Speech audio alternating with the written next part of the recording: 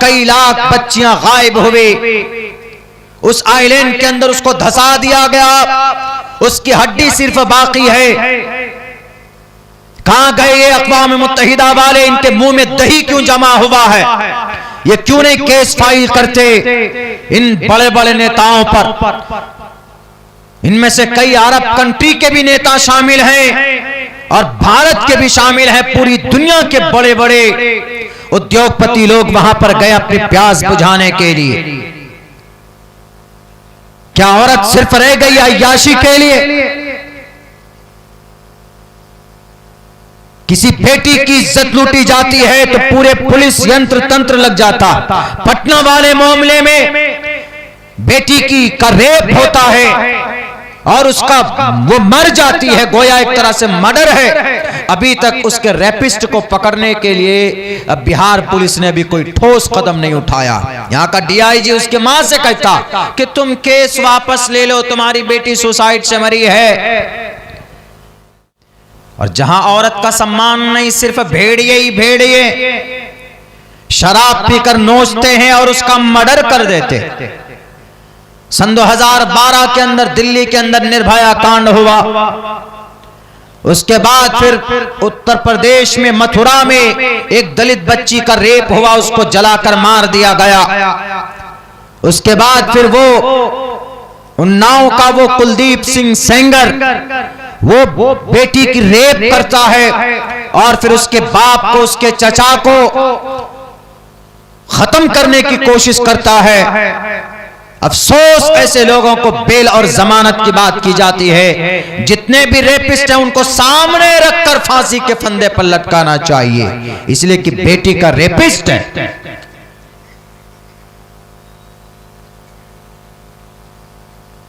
यह औरत का सम्मान नहीं है। तत्र तास्तु न पूजन्ते न रमन्ते न तत्र देवता। औरत का जहां सम्मान नहीं होगा वहां पर औरत, वहां ईश्वर की कृपा नहीं होती है, फिर तरक्की नहीं होगी वहां पर। औरत को सम्मान दिया मजहब इस्लाम, इतना सम्मान दिया कि मां बनाया, बहन बनाया। और इन मां और बहनों ने इतनी कुर्बानी की कि इमाम बुखारी जैसे मुहद्दिस को पैदा किया। इमाम बुखारी कुरान करीम के बाद इस जमीन पर सबसे बड़ी और सबसे कामयाब तरीन कोई किताब है हमारे लिए तो वो बुखारी शरीफ है। सही है न है, बुखारी है, मुस्लिम है, साए सित्ता पूरी किताब, लेकिन उनमें सबसे ऑथेंटिक कोई किताब है तो बुखारी शरीफ।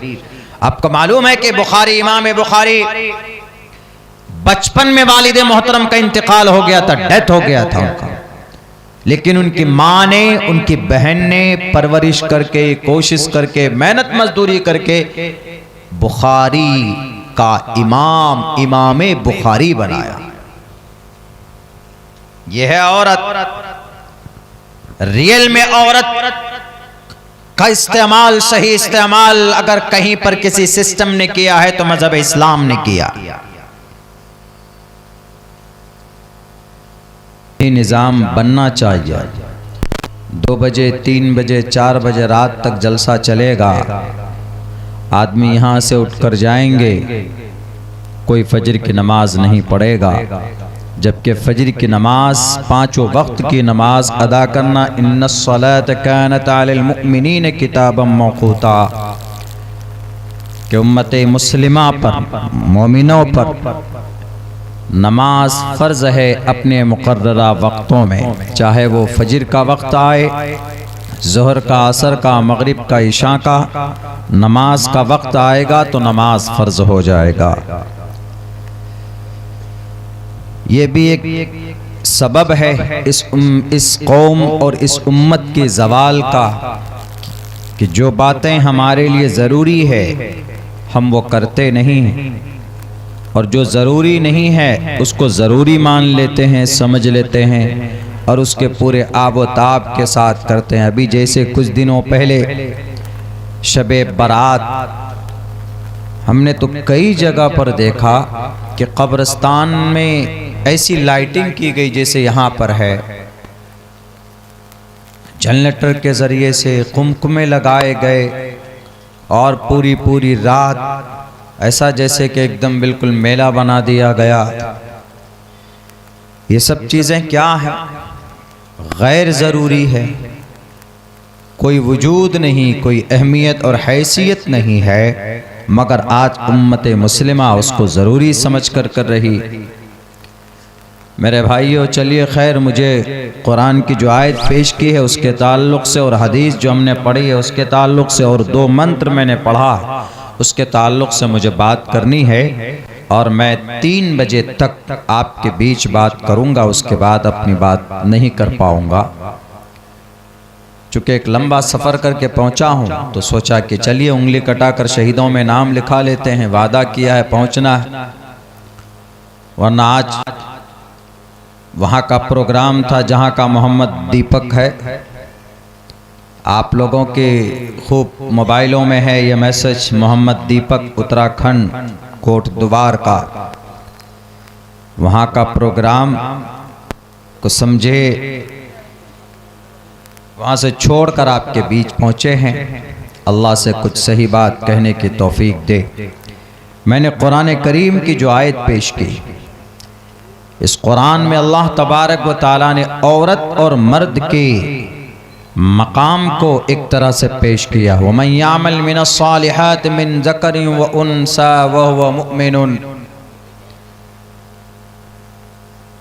अल्लाह का कुरान कहता है कि मर्द हो कि औरत हो, जो भी नेक अमल करेगा ईमान की हालत में होगा, फउलाइका यदखुलूनल जन्नह वला युज़लमून नक़ीरा, वो जन्नत में जाएगा और उनके ऊपर कोई ज़्यादती नहीं की जाएगी।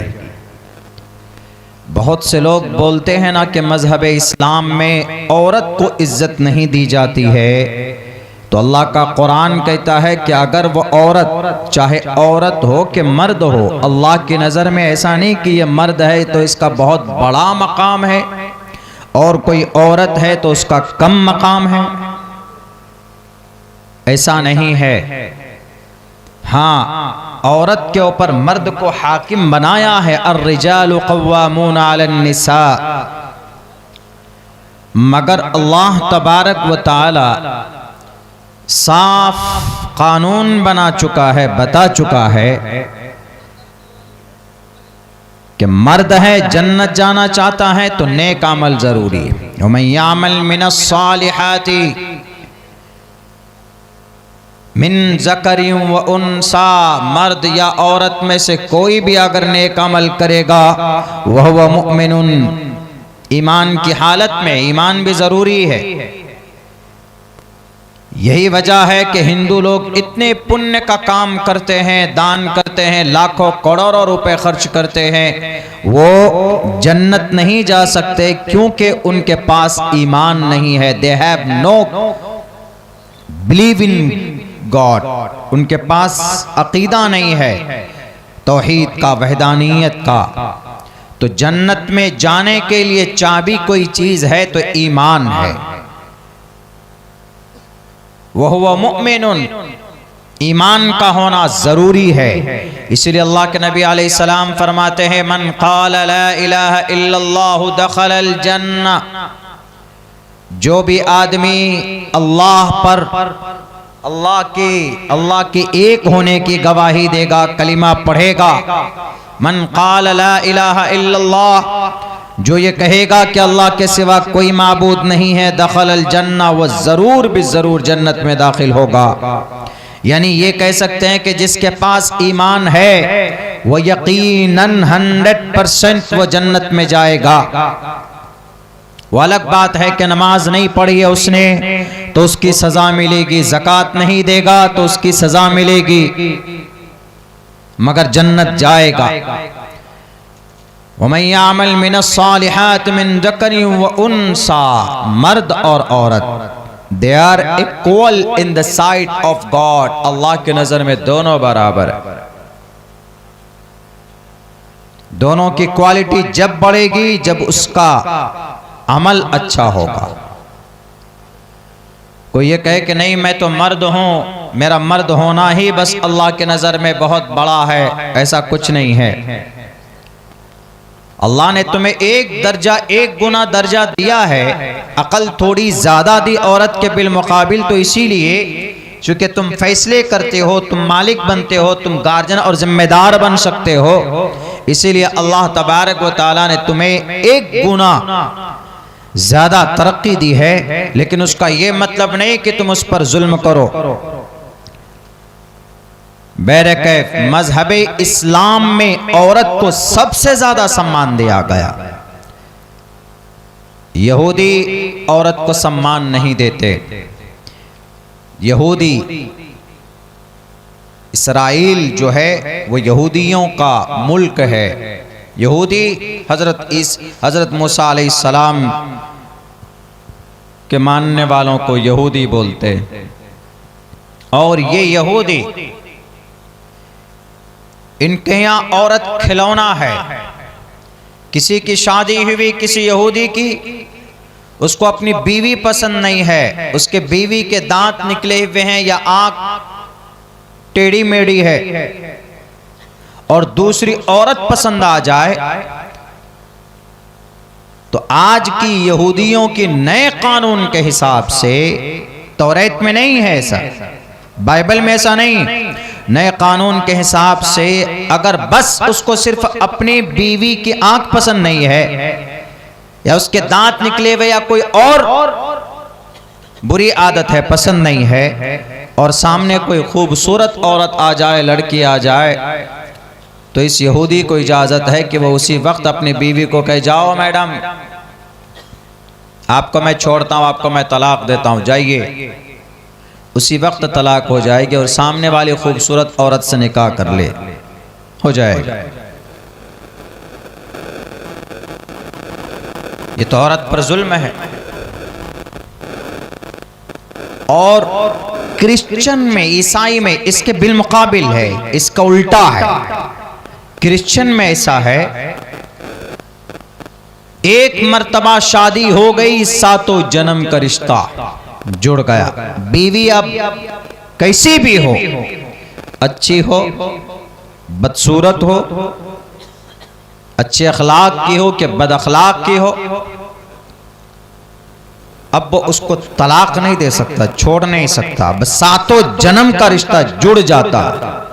हालांकि इंजील में कहीं नहीं ऐसा, मगर आज के ईसाई, हजरत ईसा को मानने वाले, जिसे नसारा बोलते हैं हम लोग, यहूदो नसारा, हजरत मूसा और हजरत ईसा के मानने वाले, मुकम्मल तौर पर नहीं, नाम के मानने वाले, तो उनके यहाँ बहुत सख्ती है। ईसाई के यहाँ एक मर्तबा शादी हो जाने के बाद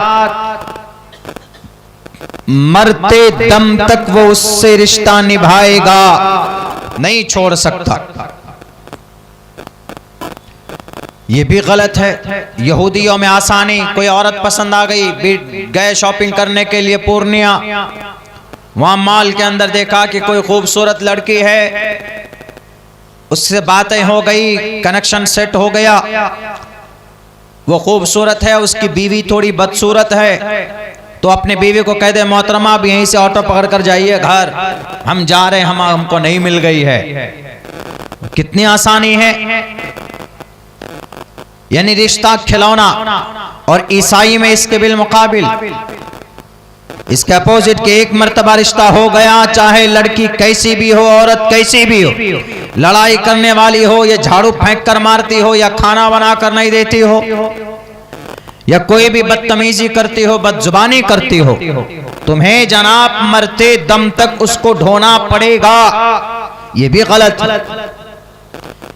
क्योंकि शादी होने के बाद बहुत सारे ऐसे रिश्ते होते हैं जो हस्बैंड वाइफ नहीं चला पाते, तो वह अपनी पसंद से, अपनी रजामंदी से तलाक ले लेते हैं। और कुरान में भी, अल्लाह का कुरान भी कहता है कि अगर तुम्हें डर हो कि रिश्ता नहीं निभा पाओगे तो बेहतर तरीके पर छोड़ दो। भारत का संविधान भी यही कहता है कि अगर तुम लोग अपने रिश्ते को आगे नहीं चला सकते तो डिवोर्स ले लो, तलाक ले लो। एक में सख्ती है और दूसरे में सिंपल आसानी। इन दोनों के बीच में मजहब इस्लाम ने कहा, इन दोनों के बीच में इस्लाम का ऑर्डर है यानी ना ज्यादा सख्ती, ना आसानी से बीवी को छोड़ सकता है कि जब मन में आता तब बीवी को तलाक दे दिया, नहीं छोड़ सकते। या ऐसा भी नहीं कि एक मर्तबा कबिल तू कह दिया तो अब हमेशा उसी पे रहेगा। एतदाल का नाम इस्लाम है, एतदाल का, बीच वाले रास्ते का नाम इस्लाम है। इस्लाम में न इफरात है न तफरीत है, यानी इस्लाम में न कमी है न ज्यादती है, बल्कि इस्लाम में, मजहब इस्लाम में इक्वालिटी है, बराबरी है, बैलेंसिंग है। इसीलिए इस्लामिक शरीयत जनाब मोहम्मद रसूलुल्लाह सल्लल्लाहु अलैहि वसल्लम जिस शरीयत को लेकर आए, ये दुनिया की सबसे बेहतरीन शरीयत। ईसा, ये चाइना वाले लोग ये औरत को यूं समझते हैं, कहते हैं कि अरे औरत तो यूज एंड थ्रू है। बहरकैफ दुनिया के अलग अलग मजहब में अलग अलग औरत का कॉन्सेप्ट है, लेकिन हमारे इस्लाम में औरत के लिए बड़ा सम्मान, बहुत सम्मान। अल्लाह के नबी के आने से पहले औरत का मिसयूज होता था, औरत को सिर्फ एक अय्याशी की चीज समझते थे। और किसी घर में बेटी पैदा हो, आप लोग बयानात में सुनते हैं, किसी घर में अगर बेटी पैदा हो तो उस घर में मातम छा जाता था कि अरे किस मनहूस का जन्म हो गया। अब बेटा बाप कोशिश करता कि इस बेटी को किसी तरह खत्म कर दें, कभी जमीन में धंसा देता था, कब्र खोद कर कभी किसी तरह से मार कर फेंक देता था। मगर अल्लाह के नबी अलैहिस्सलातु वस्सलाम ने आकर लोगों को बताया कि औरत ऐसी नहीं है जैसे तुम समझ रहे हो। ये औरत कई रिश्तों में है तुम्हारे जिंदगी में। तुम्हारी जिंदगी खूबसूरत बनेगी तो औरत से, औरत के बगैर जिंदगी नामुकम्मल है। औरत ढंग की औरत अगर आपकी लाइफ पार्टनर हो तो आपकी जिंदगी को खुशगवार, कहते हैं ना हम लोग, कि जन्नत बना सकती है। लेकिन औरत से ये दुनिया मुकम्मल हुई है। मगर हमारे मुल्क हिंदुस्तान में दो आदमी ऐसे हैं कि जिन्हें औरत से कोई वास्ता नहीं, इसीलिए वो सिर्फ बोलते हैं बेटी बचाओ बेटी पढ़ाओ, बोलते हैं, सिर्फ औरत से रिश्ता नया रहा नहीं है। एक साहिब तो 42 साल से औरत से अलग हैं, औरत का क्या सम्मान होगा उसे पता ही नहीं है। और दूसरा आदमी ऐसा है कि शादी किया ही नहीं, ब्रह्मचारी बना हुआ। ब्रह्मचारी बना हुआ उसके औरत के सम्मान और औरत के मान मर्यादा के बारे में पता नहीं है। यही वजह है कि वहां की धरती पर सबसे ज्यादा भारत के अंदर बच्चियों का रेप होता है, उनका मर्डर होता है।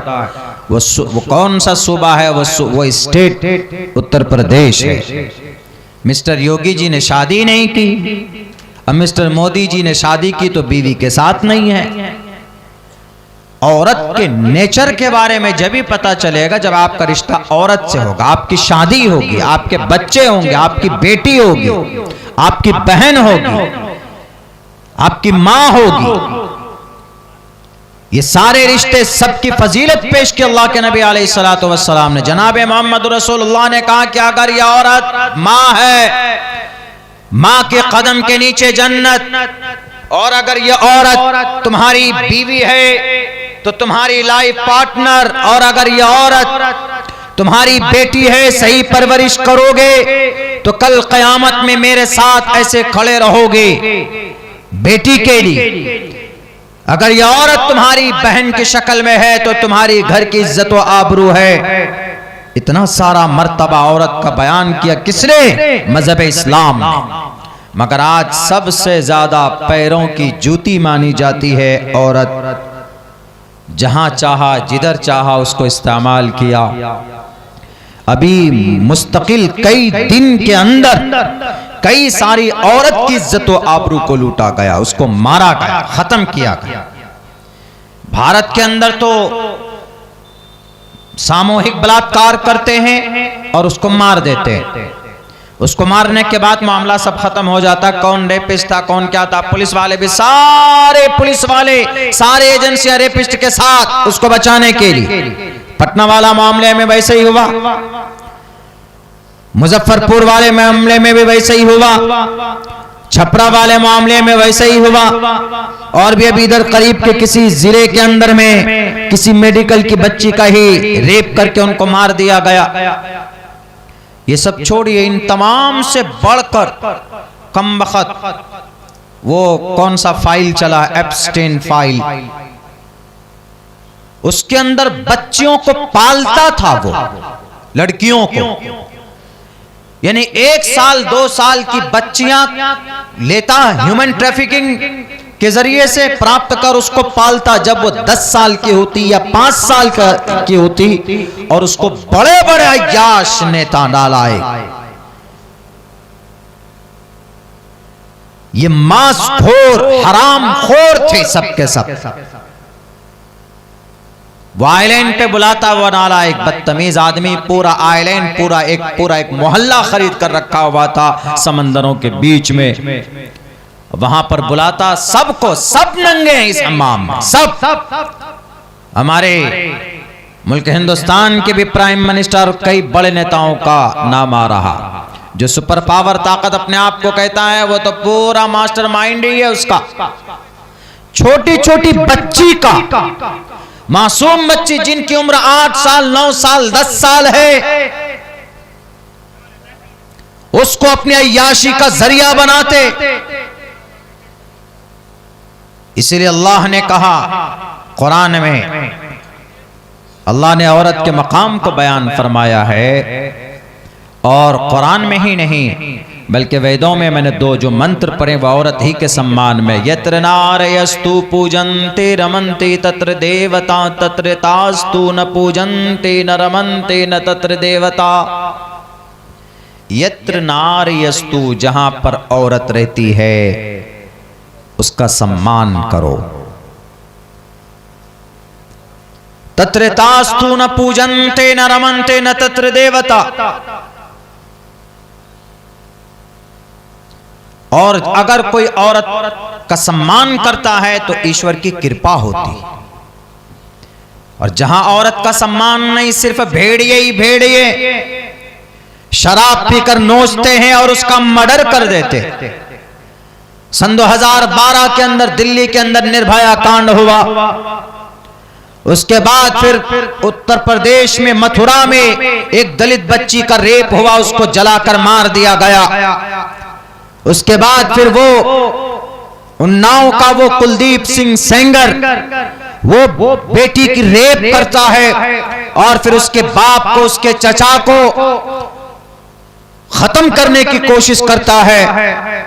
अफसोस, ऐसे लोगों को बेल और जमानत की बात की जाती है। जितने भी रेपिस्ट हैं उनको सामने रखकर फांसी के फंदे पर लटकाना चाहिए, इसलिए कि बेटी का रेपिस्ट है।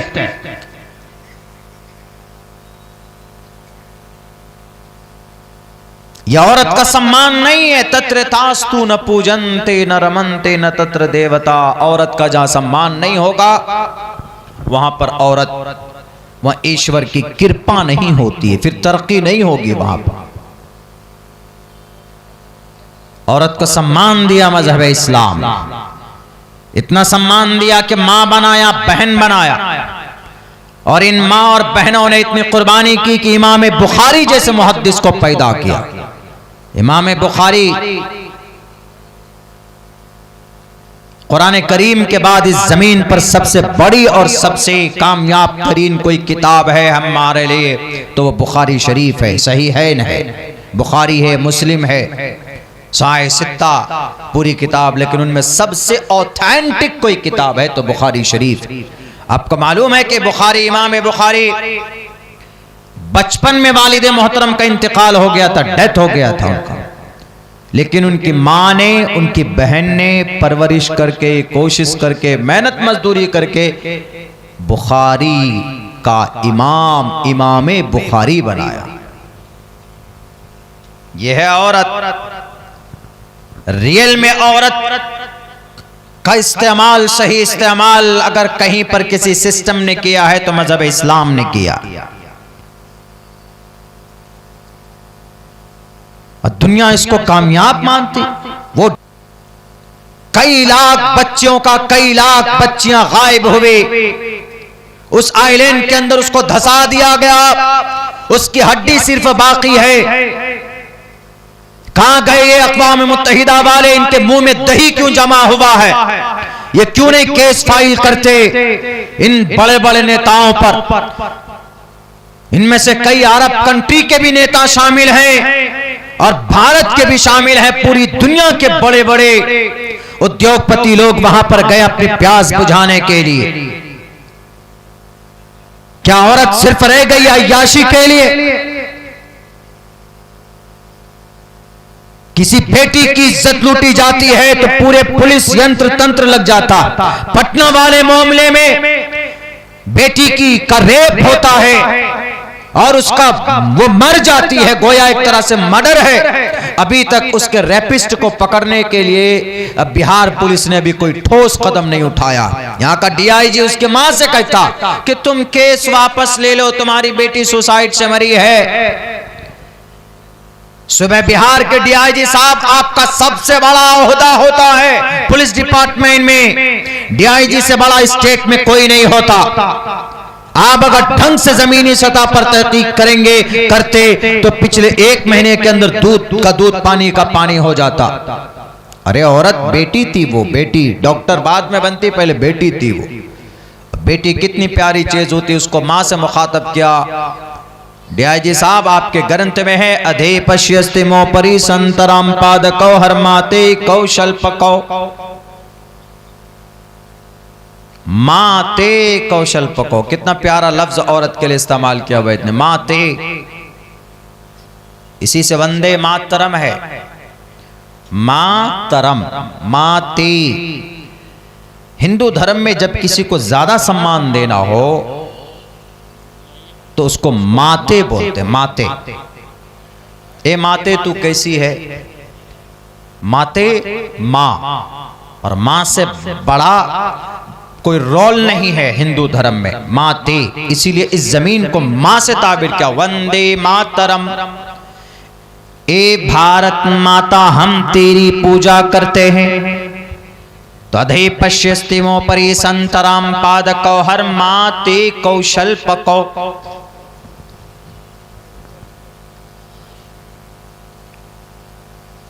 यानी इतना प्यारा खिताब दिया औरत को, माते। डीआईजी साहब, माते का पढ़िए ना कभी कभी ऋग्वेद, पता चलेगा कि औरत को क्या सम्मान दिया है। मगर यह है कि अब बस पूरी साजिश चल रही है, लीपा पोती बंद करो, गोली खाकर मर गई। यकीनन दिल से अगर पूछे तो औरत को इंसाफ और औरत की आवाज बुलंद अगर कहीं पर हुई है तो मजहब इस्लाम। अम्मा आयशा सिद्दीक़ा रज़ी अल्लाह ताला अन्हा के ऊपर तोहमत लगा, इल्जाम लगाया जिना का।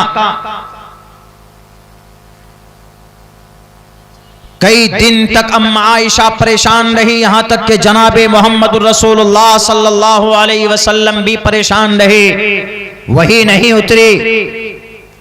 अम्मा आयशा अपने मैके चली गई अबू बकर सिद्दीक के पास।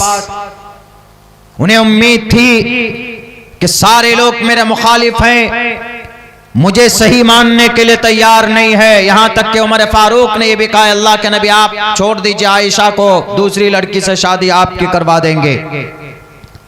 अल्लाह के नबी अलैहिस्सलातु वस्सलाम भी परेशान, व फरमाते कि आयशा अगर तुमसे गलती हुई है तो तुम तौबा करो, इसलिए कि अल्लाह तबारक व तआला रहमान और रहीम है। अल्लाह बहुत बड़ा मेहरबान निहायत रहम वाला है, अल्लाह बख्श देगा, अल्लाह गफूरुर रहीम है, अल्लाह सत्तारुल अयूब है, अल्लाह सबके पर्दा, सबके गुनाहों पर पर्दादारी करता। अगर अल्लाह तबारक व तआला सबके गुनाह को ओपन कर देना तो हम एक दूसरे के पास बैठना गवारा नहीं करेंगे। सत्तारुल अयूब इसलिए अल्लाह पर्दादारी करता है, छुपाता है, लोगों के ऐबों को छुपाता ताकि वो सुधर सके। तो आयशा सिद्दीक़ा रज़ी अल्लाह ताला अन्हा को एतमाद था कि जब मैं सही हूं, अब मुझे कभी उम्मीद है मेरे अल्लाह पर कि अल्लाह तबारक व तआला जरूर मेरे लिए कोई ना कोई बंदोबस्त फरमाएगा, मेरी बरात का ऐलान करेगा। मेरे भाइयों, आपको पता है कई दिन परेशान रहने के बाद अम्मा आयशा रो रो कर उनकी आंखें फूल गई थी। अल्लाह के नबी अलैहिस्सलाम परेशान, वही नहीं आई। अबू बकर सिद्दीक परेशान, उनकी मां परेशान अम्मा आयशा। 16 आयतें आसमान से जमीन पर नाजिल हुई अम्मा आयशा की पवित्रता को बयान करने के लिए। सूरह नूर पढ़िए, 18 पारे, 16 से 17 आयतें पेश हुई आसमान से जमीन पर। ए दुनिया वालों, अगर तुम ये कहते हो कि कुरान में औरत को इज्जत नहीं दी है तो उठाओ कुरान, पूरी औरत के नाम पर एक सूरत अल्लाह ने नाजिल फरमाई, औरत के नाम पर। न ऋग्वेद में औरत के नाम पर कोई अध्याय है, न यजुर्वेद में है, न सामवेद में है, न अथर्ववेद में है, न रामायण में है, न महाभारत में है, न गीता में है, न उपनिषद में है, न बाइबल में है, न मता है, न मरकज, न लूका, यूहन्ना, बरयास, तलमुद आदि ग्रंथ किसी में भी नहीं। लेकिन कुरान के अंदर औरत के नाम पर एक पूरी सूरत है, सूरतुन निसा, सूरह औरत। पूरी 16 से 17 आयतें नाजिल फरमाई अम्मा आयशा सिद्दीक़ा रज़ियल्लाहु ताला अन्हा की के ऊपर जो तुहमत लगी थी उनकी क्लियरिफाई के लिए। अम्मा आयशा फौरन अल्लाह तबारक व तआला के दरबार में सजदा रेज होती, अल्लाह का शुक्रिया अदा करती है। यह है औरत का सम्मान, यह है औरत का सम्मान। सिर्फ माते दुर्गा माते की पूजा करने से, काली की पूजा करने से उनका सम्मान नहीं बढ़ेगा। अरे तुम्हारे घर में अगर पड़ोस में कोई बेटी है, अब पटना की बेटी पूरे बिहार की बेटी और पूरे भारत की बेटी थी, छपरा के अंदर उस लड़की का भी रेप हुआ, वो भी यहां की बेटी थी। क्या वो काली के चरित्र से ज्यादा बड़ी चरित्र उनकी नहीं थी? सीता होना जरूरी है तभी इज्जत करोगे, मरियम होना जरूरी है तभी इज्जत करोगे। औरत है तो औरत का सम्मान किया जाएगा। मजहब इस्लाम हमेशा यही दर्श देता हुआ आया है। आप उसको मार नहीं सकते, आप उसको अजियत और तकलीफ नहीं पहुंचा सकते। मेरे भाइयों, बड़ा अफसोस हुआ, ये सारी चीजें जो नजरों के सामने से अभी चंद दिनों के अंदर गुजरी है, तो मन तो यही करता है कि कहां चले जाए इस दुनिया को छोड़कर। यानी जो रेपिस्ट मुजरिम होते उन्हें बचाने की पूरी साजिशें चल रही होती, पूरी साजिशें। यहीं पर जानी को पकड़ा जाता, रेपिस्ट को, और उसको फौरन सजाए मौत दी जाती, या कम से कम उम्र कैद की सजा तो मिलनी ही मिलनी चाहिए थी। लेकिन कुछ नहीं जाना, कुछ भी नहीं। डीआईजी साहब लग गए। डीआईजी साहब बुलाकर मां को क्या कहता है कि तुम्हारी बेटी तो सुसाइड की थी, खुद से मरी है, खुद से मरी है। तो गले में निशान कैसा, मर्द के स्पर्म कैसे मिले?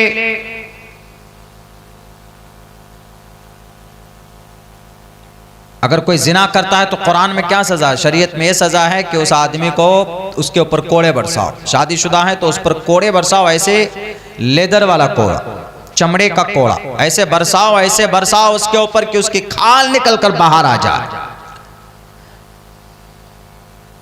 और अगर गैर शादीशुदा है तो उसको गड्ढा खोदो, कमर तक उसको धंसा दो, अब टाइट से उसको मट्टी डाल करके हिल ना पाए, और फिर चारों तरफ से लोग पत्थर मारो उसके सर पर। क्यों? जिना किया। यही सजा पटना की बेटी की मुजरिम को, रेपिस्ट को अगर दी जाती तो बिहार के अंदर किसी भी बेटी की इज्जत पर कोई नौजवान हाथ डालने की जुर्रत नहीं करता। अरे नहीं, बड़ी सख्त सजा है भाई। लेकिन नहीं, बचाया गया। अल्लाह का कुरान कहता है वला ताखुदुकुम बिहिमा राफतुन फी दीनिल्लाह।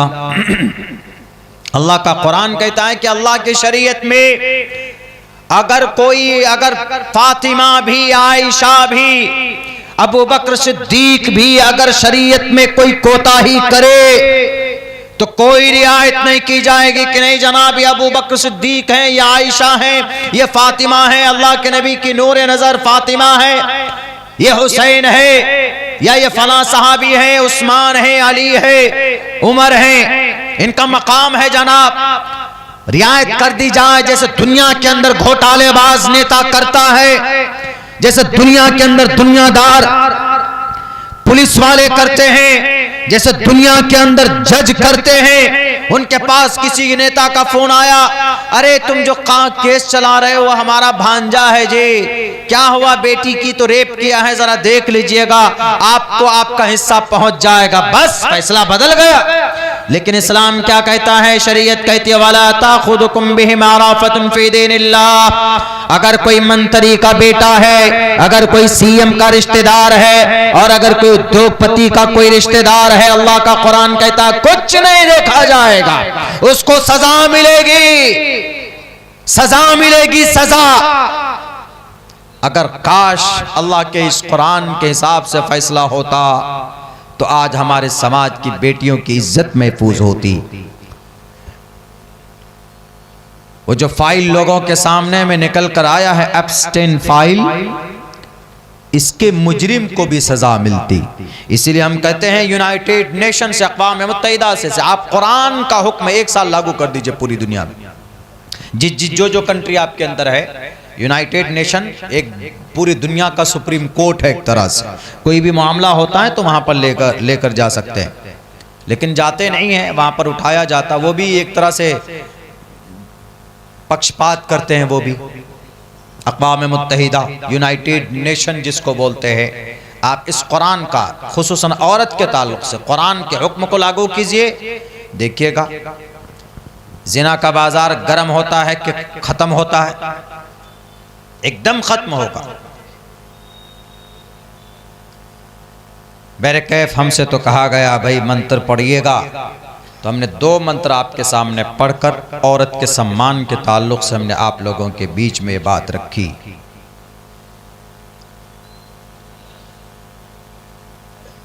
अवेयरनेस बहुत ज़रूरी है, तालीम बहुत ज़रूरी है इन सब चीज़ों के लिए। हमारी जो नई नस्ल है ना, हमारे जो नौजवान हजरात हैं, जिनमें हम भी शामिल हैं, हमारे जो नौजवान लोग हैं, पता नहीं किधर जा रहे हैं जिसका कोई अंदाजा नहीं। अजीब अजीब तरह के नाटक करते हैं, हरकतें करते हैं। अभी हम कहाँ गए थे प्रोग्राम में, गालिबन इधर रांची की तरफ एक प्रोग्राम था, 5-6 किलोमीटर दूर तक लेके गया था, और बाइक में सलेंसर ऐसा लगा के लाया था लगता कान फोड़ देगा, उसी ले लाया था, बताइए। और सिर्फ नारे तकबीर। हम कहे उनको, हमने कहा कि देखो भाई कितनी गाड़ियां जी, इतनी गाड़ियां बाइक है, अलग कल्चर है। उड़ीसा के तरफ जाइए तो वहां पर भी लेकर जाएंगे सम्मान के साथ। आप आसाम में जाएं तो वहां पर भी 4-5 गाड़ी से आते हैं लेने के लिए। मैं तो आज अपनी गाड़ी से आया हूं यहाँ पे, और अभी मैं त्रिपुरा गया था तो 20 कार से वो लोग मुझे 10 किलोमीटर दूर से रिसीव किए। 20 कार, 200 बाइक, और 20 कार कैसी, एक तरह के वैगनार, एक कलर के। अब उनका एक वो था, तो कई जगह तो अलग अलग, कई जगह बोलते हैं मारे तकबीर, अल्लाह अकबर, तकबीर को मारता।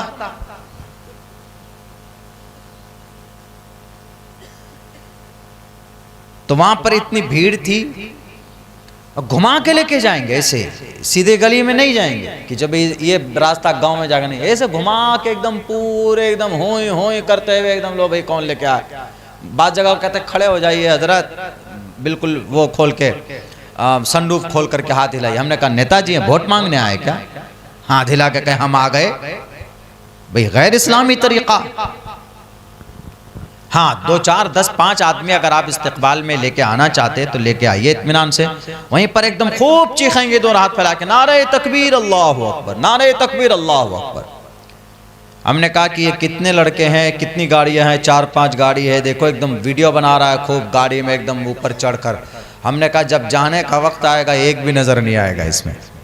अभी तो दुल्हन बना के लेके जा रहे हो, और लेकिन जब छोड़ने की बारी आती है रात को 2, 2:30, 3 बजे, तो मुतल्लका औरत की तरह छोड़ देता है, पहचानता ही नहीं। कमेटी वाला ऐसे गायब होता है जैसे गधे के सर से सींग गायब हो गया। जो मगरिब के वक्त में आइए शेख आइए हुजूर किधर हैं, 2-3 बजे, हर कोई नहीं, अक्सर ऐसा होता है, अक्सर। हमने कहा एक भी नजर नहीं आएगा, वही हुआ। हम लोगों को पहुंचना था किसी स्टेशन पे, अब गाड़ी भैया, वो उसको फोन कर रहा, बोला हमारी गाड़ी कमजोर है। एक आदमी यही बोल रहा मेरी गाड़ी कमजोर है। हमने कहा गाड़ी कमजोर है, और जब लेके आए थे वहां से 100 किलोमीटर दूर चले गए थे तो उस वक्त गाड़ी में पावर थी। एक आदमी फोन करना, नहीं सो गए हैं जरा। हमने कहा अरे चाबी वाबी लेके आओ, हम खुद ही लेके चले जाएंगे जी, चले जाएंगे, हम वहां तक पहुंच जाएंगे। तो ये नई नस्ल के अंदर में ये बस नारे तकबीर, जहां जो ज्यादा, जहां शोर शराबा हो उसमें ज्यादा बढ़ चढ़ कर हिस्सा लेते हैं। जिंदगी को बैलेंसिंग बनाओ, जिंदगी को कीमती बनाइए, काम ऐसा कीजिए जो एक्सेप्टेबल हो, कौम और समाज और 10 लोगों की नजर में ऐसा हो कि हाँ भाई ये लड़का काम कर रहा है, समाज के अंदर अच्छा है, आपको हिम्मत दे, हौसला दे। और ये सारी चीजें अवेयरनेस, जब हम एजुकेशन तालीमी एतबार से अवेयरनेस फैलाएंगे तो इंशाअल्लाह ये सारी चीजें आएंगी। क्या दज्जाल 1400 साल से जिंदा है? अगर हाँ तो क्यों?